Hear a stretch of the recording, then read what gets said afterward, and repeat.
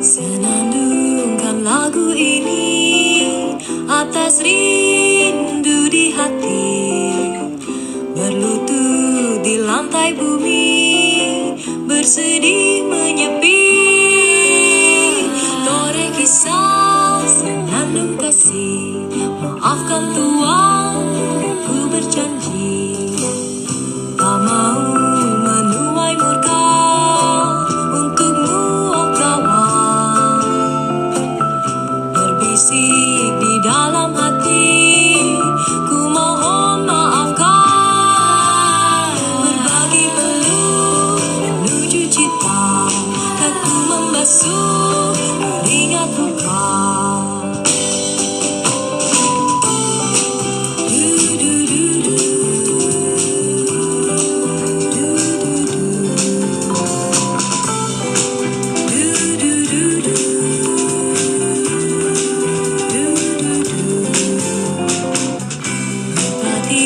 Di atas dahan menyusun sarangnya.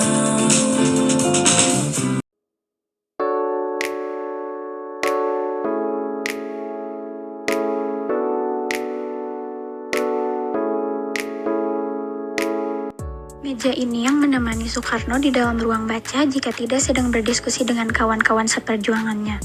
Meja ini pula yang mengantarkan Soekarno menjadi sarjana di THS Bandung. Soekarno banyak membaca buku-buku politik yang dapat membantunya merumuskan langkah pergerakannya bersama kawan-kawannya. Kemudian, ia tuliskan menjadi sebuah artikel atau buku, yang selanjutnya ia diskusikan dengan kawannya yang lain. Selain itu, Soekarno juga banyak membaca dan mengkaji buku-buku agama. Hasil pemikirannya dimuat di dalam harian yang dibentuknya, Pikiran Rakyat dan Suhu Indonesia. Selain itu, karya tulisnya selama berjuang di Bandung bersama istrinya, Inggit Garnassi, juga dikumpulkan di dalam buku Kepada Bangsaku. Pidato pleidoy yang ia bacakan di depan para hakim di Landart Bandung juga dibukukan dengan judul yang sama, Indonesia Menggugat. Banyak tulisan-tulisan pemikirannya yang dikumpulkan di dalam 2 jilid buku tebal yang sempat dilarang selama berpuluh-puluh tahun berjudul Di Bawah Bendera Revolusi. Sebagai pejuang revolusi, Soekarno merupakan salah satu pejuang yang memiliki kematangan literasi. Ia banyak membaca buku untuk melawan ketidaktahuan. Ia juga banyak menulis untuk melawan lupa, dan ia juga banyak berdiskusi dengan kawan-kawannya untuk mengasah dan membandingkan pemikirannya serta kawan-kawannya. Inilah yang menjadi modal utamanya dalam memberikan kursus politik pada masyarakat dan memerdekakan rakyatnya dari penjajahan.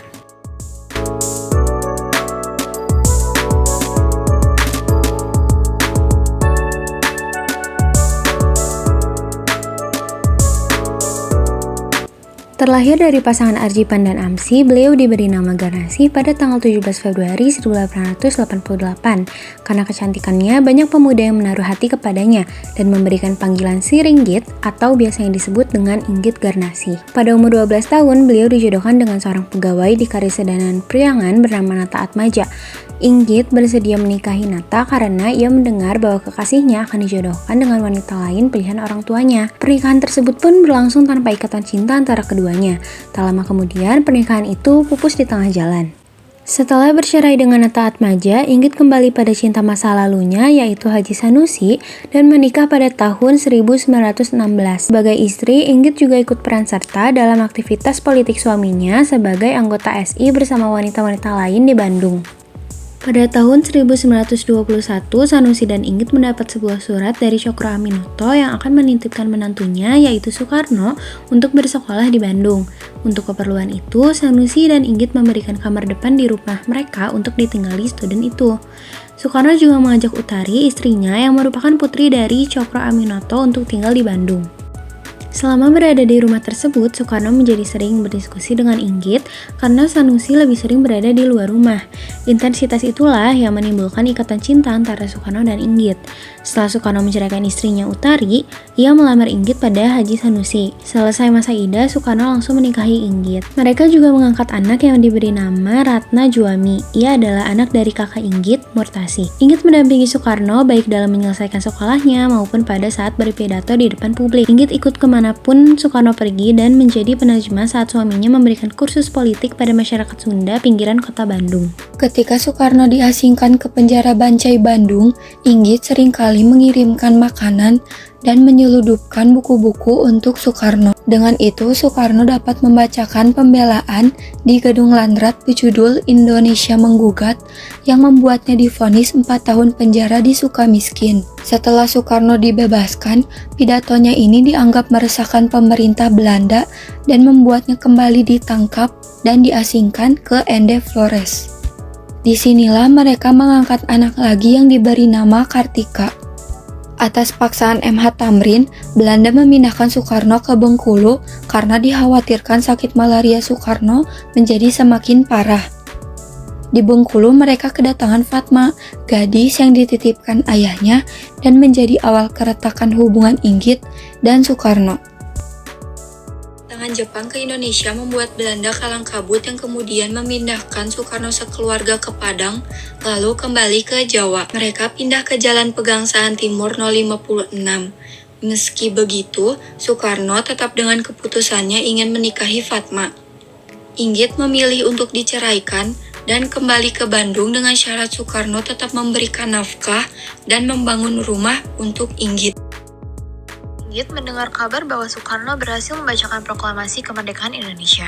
Di saat yang bersamaan, terjadi peristiwa Bandung Lautan Api yang membuat Inggit terpaksa mengungsi ke Garut dan beberapa tempat lainnya sebelum kembali ke Bandung pada 1949. 1950, Bung Hatta dan kawan-kawan Soekarno membeli dan membangun rumah tepat di mana dulu Inggit dan Soekarno tinggal. Di rumah inilah Inggit Garnasi menghabiskan sisa umurnya sambil berjualan jamu, bedak, kutang, dan juga tembakau. Pada 1970, Inggit harus merelakan Soekarno pergi mendahului. Inggit Garnasi juga sempat bertemu dengan Fatma dan keduanya telah saling memaafkan. Inggit Garnasi berpulang pada 13 April 1984.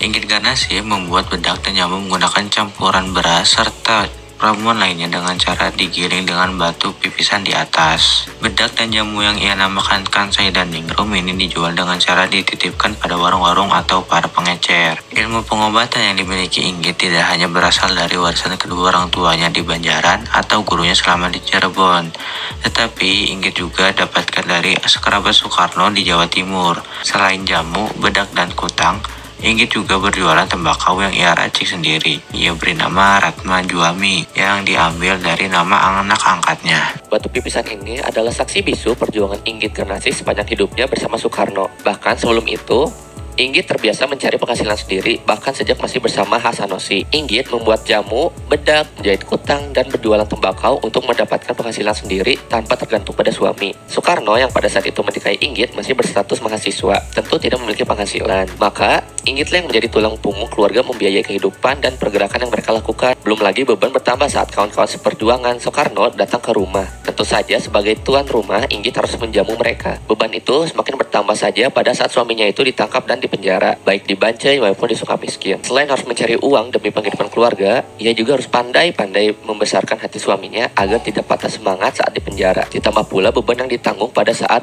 di pengangsingan, baik di Ende maupun di Bengkulu. Semua itu dilakukan demi suaminya, demi cita-cita bersama mencapai kemerdekaan Indonesia.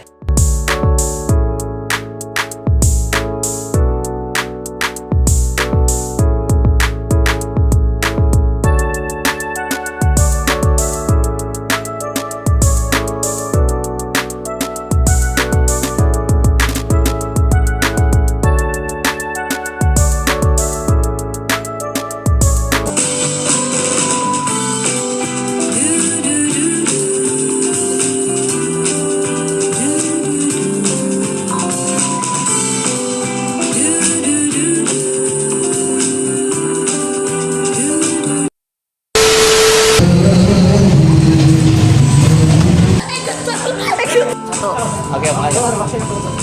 Masih muda dua-dua. Lihat muka Alfik. Oke, makasih. Oh ya, sama-sama.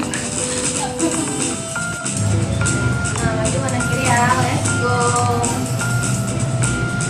Maju nih.